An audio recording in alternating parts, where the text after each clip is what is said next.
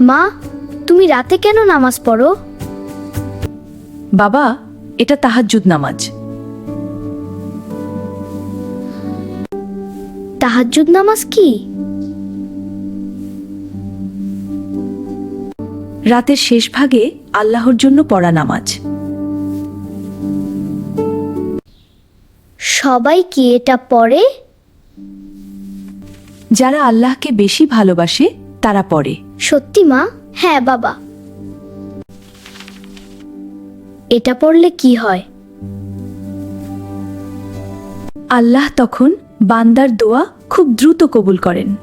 তাহাজ্জুদের সময় আল্লাহ বান্দার দোয়া শোনেন। সত্যি মা? হ্যাঁ বাবা, এটা খুব বরকতময় সময়।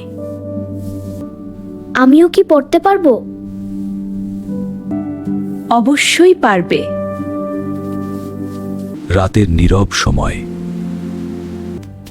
মা, আমিও উঠেছি। আহ হাসান, তুমি খুব ভালো ছেলে।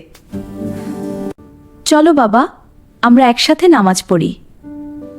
আল্লাহ, আমাকে ভালো মানুষ বানাও।